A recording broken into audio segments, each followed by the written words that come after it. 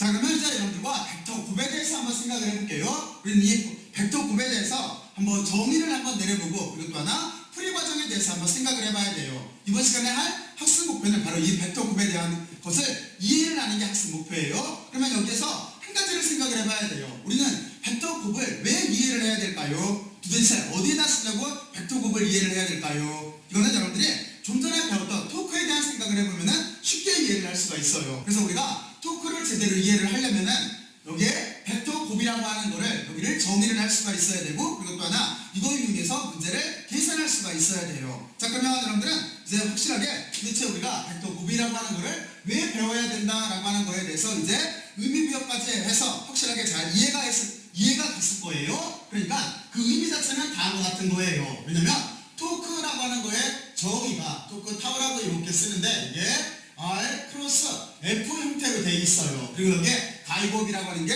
이쪽에서 말하는 벡터 곱을 뜻하는 거예요. 자, 그러면 여러분들은 물론 잘 알고 있겠지만 이제 여기에서 우리가 두 가지에 대해서 생각을 해볼 거예요. 하나는 뭐냐면 토크라고 하는 거에 대해서 여기에 R 크로스 F라고 하는 거에 정의에 대해서 한번 생각을 해보고, 그리고 또 하나 계산 방법에 대해서 한번 이렇게 놀아볼 거예요. 그리고 이쪽에 있는 몇 가지 교환법칙, 분배법칙 등등등에 대해서, 그리고 또 하나 미분 형태에 대해서 잠깐만 생각을 해보면 돼요.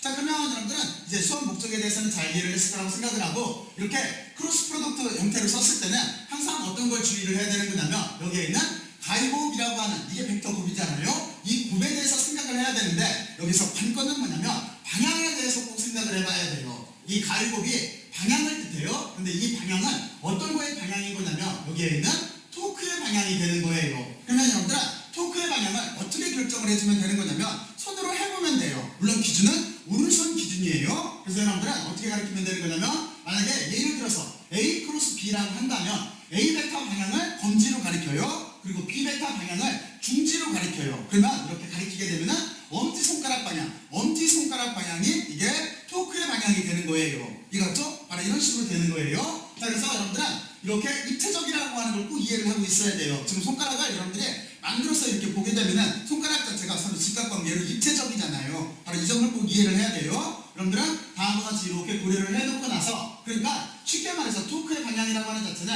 A 크로스 B 했을 때 A와 B가 만드는 평면을 뚫고 나오는 방향인 거예요. 지금 제 말을 잘 이해를 해야 돼요. 토크의 방향은 A, B가 만드는 평면을, 지금 같은 경우에는 이 칠판면일 거예요. 여기 스크린면을 뚫고 나오는 방향 자체가 이게 A 벡터의 이게 토크의 방향이 되는 거예요. 그렇죠? 여러분들은 이 그림을 입체적으로 이해를 해야 돼요. 입체적으로. 그렇죠? 그러니까 예를 들어서 만약에 A 벡터, B 벡터 자체가 이 평면에, 이 종이면에 있다라고 한다면 토크라고 하는 자체는 지금 보면은 이렇게 입체적으로 지면을 뚫고 나오는 방향이 토크의 방향이 되는 거예요. 여러분들은 꼭 손가락으로 해서 토크의 방향을 생각을 해봐야 돼요. 근데 여기에 하나 특징이 있어요. 크로스 프로덕트로 이렇게 연결되어 있을 때는 교환법칙이라고 하는 자체는 성립하지가 않아요. 왜 그러냐면 다음과 같이 그림을 그려보면 쉬워요. 왜냐면 지금과 같이 어떤 게 다르냐면 크기는 같을지 몰라도 서로 방향을 반대로 이렇게 바꿔서 곱하게 되면 방향이 달라져요. 방향이 달라지기 때문에 여기에서 보듯이 우리가 크로스 프로덕트일 때는 교환법칙은 성립하지 않는다라고 하는 거를 알고 있어야 돼요. 우리가 점곱일 때는 어떻게 됐었어요? 도트 프로덕트일 때는 다시 말해서 우리가 2를 계산을 할 때 1이라고 하는 자체는 힘에다가 거리를 곱해주면 되는 거였었잖아요. 그리고 이 둘 사이에는 도트 프로덕트로 연결이 되어 있었잖아요. 이때는 우리가 힘에다가 거리를 곱해주나 거리에다가 힘을 곱해주나 서로 같았어요. 물론 여기서 말하는 거리는 변위를 말하는 거예요. 그러니까 F.R이나 R.F나 서로 같은 값을 가져요. 왜냐면 1이라고 하는 자체가 스칼라량이기 때문에 그래요. 하지만 토크라고 하는 자체는 지금 벡터량이에요. 그래서 여기에 이 두 가지를 이렇게 바꿔 곱하게 되면 크기는 같지만 방향이 다르기 때문에 서로 교환법칙이 성립하지 않기 때문에 다른 토크가 되는 거예요. 그 점을 꼭 명심들을 하고 있어야 돼요. 자, 그러면 여러분들은 여기까지 잘 이해를 했을 거라고 생각을 하고, 그리고 또 하나 아래쪽으로 넘어가서 물론 여기 보면은 이렇게 분배법칙 형태로 쓸 수가 있어요. 이거는 우리가 수학에서 많이 해봤듯이 꼴을 따라요. 그리고 또 하나 다음과 같이 이렇게 벡터 곱의 미분 형태로도 쓸 수가 있어요. 그럼 어떻게 하면 되는 거냐면 여기가 A 크로스 B를 만약에 시간에 따라서 미분하세요 라고 한다면 여러분들은 A 벡터를 미분하고 B 벡터는 그대로 크로스 프로덕트로 연결해서 쓰면 되는 거예요. 그리고 그 다음에는 A 벡터를 그대로 두고 B 벡터를 크로스 프로덕트로 형태로 이렇게 미분을 해서 크로스 프로덕트를 취해주면 되는 거예요. 그래서 다음과 같이 이렇게 벡터 굽의 미분 형태도 이렇게 우리가 쓸 수가 있어요. 나중에 이런 형태는 여러분들이 어디에서 쓰냐면 이 뒤에 이제 가군동량이라고 하는 걸 배우게 되는데, 가군동량이라고 하는 걸 정의할 때 여기에 있는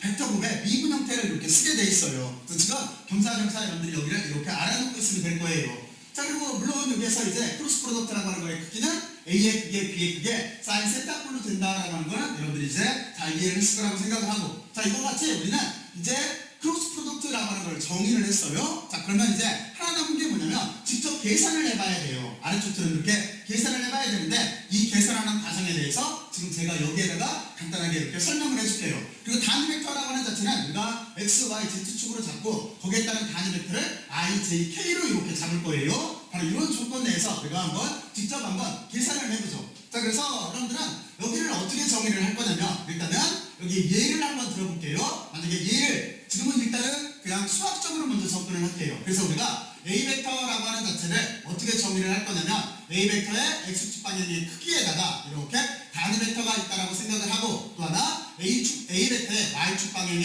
크기에다가 단위 벡터가 이렇게 있다라고 생각을 하고, A 벡터의 Z축 방향의 크기에다가 단위 벡터가 이렇게 있다라고 생각을 할 거예요. 아까 설명했듯이 X, Y, Z 축 방향의 단위 벡터를 I, J K로 이렇게 쓸 거예요. 자, 그러면 B 벡터도 똑같이 논리를 전개를 하면 되겠죠. B 벡터도 B 벡터의 X축 방향의 크기에 이렇게 단위 벡터를 써주면 되는 거고, B 벡터의 Y축 방향의 크기에 단위 벡터, 그리고 또 하나 B 벡터가의 Z축 방향의 크기에 단위 벡터를 다음과 같이 이렇게 기술을 해주면 될 거예요. 자, 그러면 이렇게 해놓고 나서 우리는 어떻게 생각을 할 수가 있냐면, 이제 이거를 드디어 우리가 A 크로스 B 값을 한번 계산을 해볼게요. 자, 그리고 그 결과값을 C라고 할게요. 그러면 이렇게 C 벡터라고 하는 자체는 어떻게 되는 거냐면 A 크로스 B 벡터라고 하는 구조를 이렇게 가지고 있을 거예요. 그랬을 때 크로스 프로덕트를 구할 수 있는 방법은 여러 가지가 개발이 돼 있어요. 저는 그 중에서 일단 여러분들한테 가우스 수거법에 대해서 설명을 할게요. 가우스 수거법이라고 하는 자체는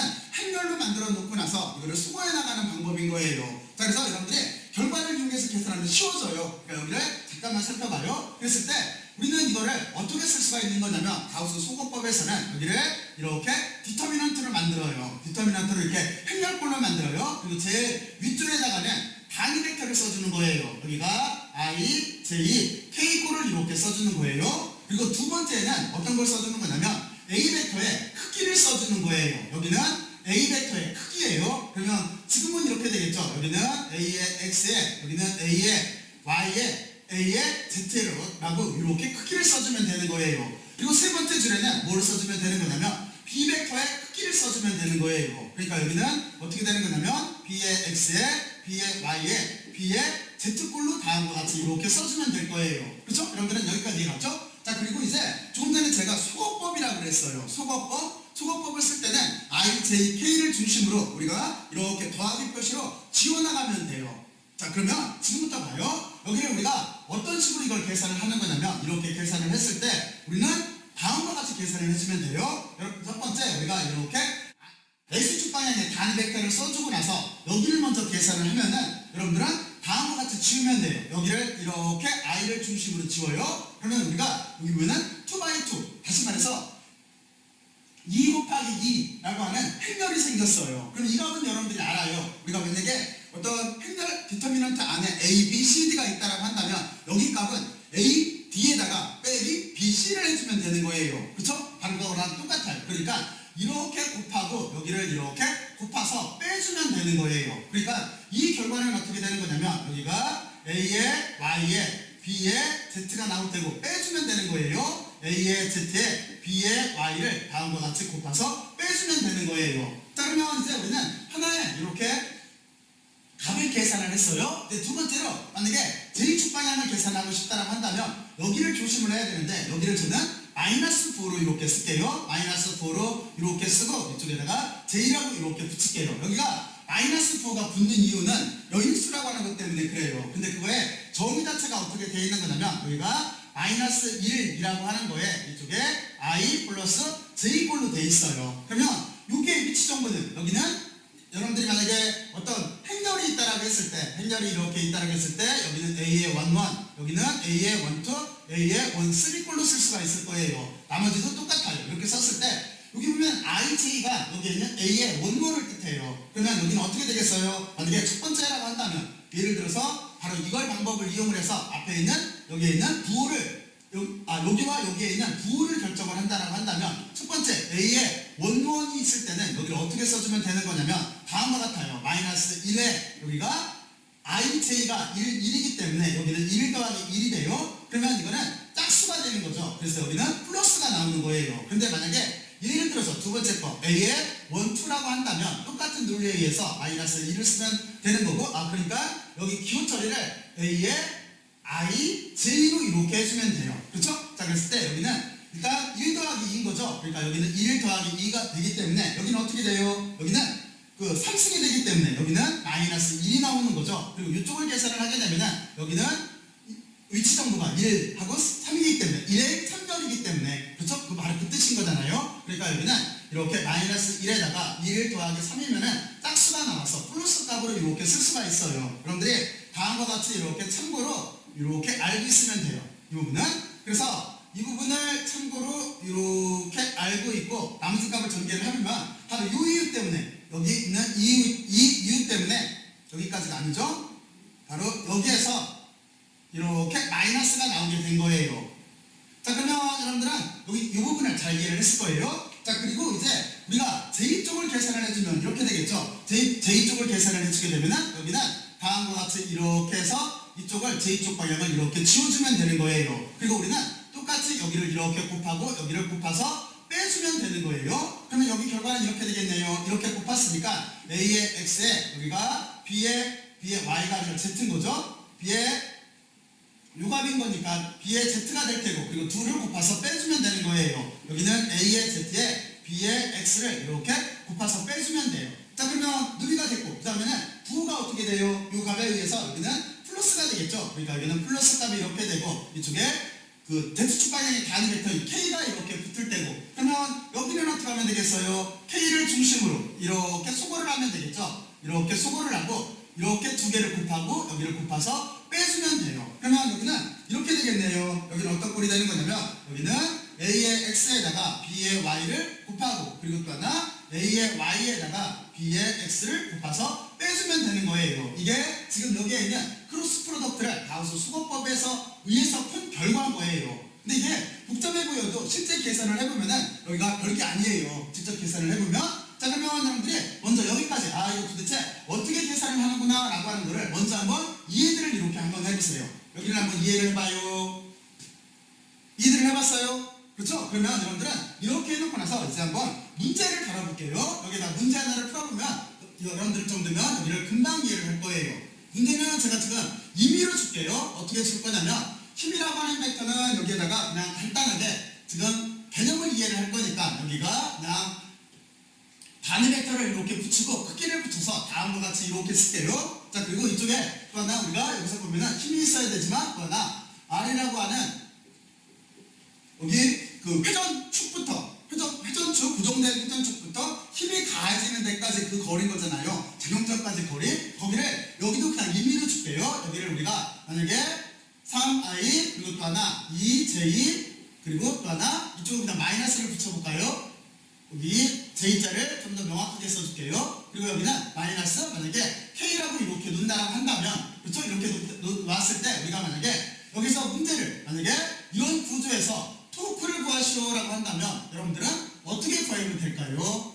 토크를 구하시오라고 이렇게 문제를 냈다고 봐요. 그러면 여러분들은 이걸 어떻게 풀면 될까요? 자 지금부터 먼저 한번 여기를 한번 풀어보세요. 지금부터 한번 해보세요. 다음과 같은 방법을 써서 계산하면 저거 금방 나와요.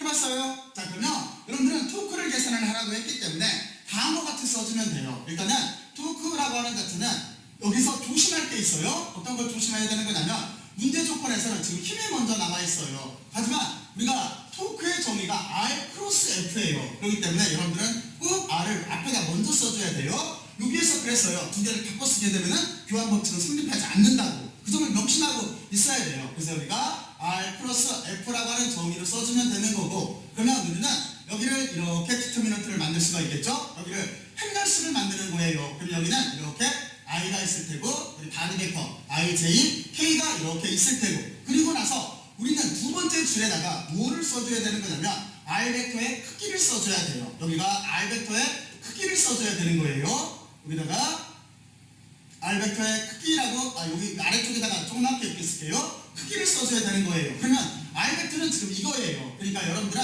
여기를 쓸 때 어떻게 써야 되는 거냐면 여기를 이렇게 쓸 때 이쪽에 지금 보면은 3, 2 그리고 여기가 마이너스 1이 이렇게 되겠네요. 크기만 쓴다고 한다면 그렇죠? 자 그리고 우리는 그 뒤에 어떻게 계산을 해줘야 돼요? 그 뒤에 우리는 힘을 써줘야 돼요. 그러니까 여러분들은 여기에다가 이제 두 번째로 여기에 힘의 크기를 써줘야 돼요. 여기에 F라고 하는 거에 크기를 써줘야 돼요. 그러면 F라고 하는 거의 크기는 지금 어떻게 되는 거예요? 1 그리고 J는 없으니까 0 그리고 2겠네요. 그러니까 여기는 1, 0 그리고 또 하나 2꼴로 다음과 같이 이렇게 쓰게 될 거예요. 자 그리고 이제 가우스 수거법에 의해서 계산을 해주면 되는 거예요. 이렇게 해놓은 다음에 우리는 먼저 I쪽을 이렇게 계산을 하게 되면은 이렇게 놓고 지워요. 머릿속으로 먼저 지우는 걸 상상을 해요. 그러면 여기는 이렇게 곱해서 빼주면 되는 거예요. 이렇게 곱하면은 2는 4가 나올 테고 여기는 곱하면은 0이 나올 테니까 이렇게 0을 빼주면 되는 거예요. 그리고 또 하나 이제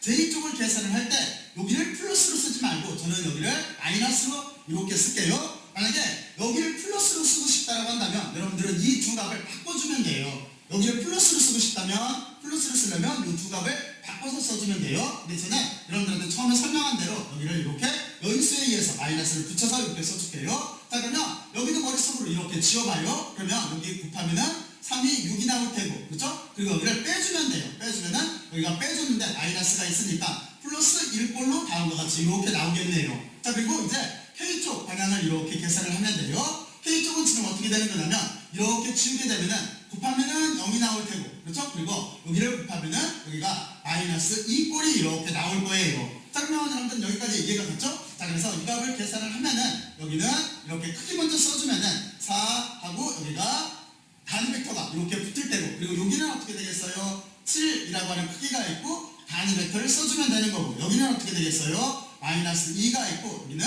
단위 벡터가 이렇게 써주면 되는 거예요. 그래서 우리는 다음과 같은 꼴로 이렇게 나온다라고 하는 거를 여러분들이 이제 이렇게 이해를 하고 또 하나 증명할 수가 있을 거예요. 여러분들은 여기까지 이만큼 여기 문제를 꼭 한번 풀어봐요. 그리고 또 하나 여러분들이 참고로 반대로도 한번 해보세요. 이걸 바꿔가지고 한번 해보세요. 그러면 값은 어떻게 나올까요? 두 가지 값을 바꿔서 계산을 하면은 크기는 똑같은데 부호가 반대로 나올 거예요. 그러니까 여러분들이 꼭 한번 여기에서 여기 이렇게 해놓고 나서 여기 심화학습이라고 쓸게요.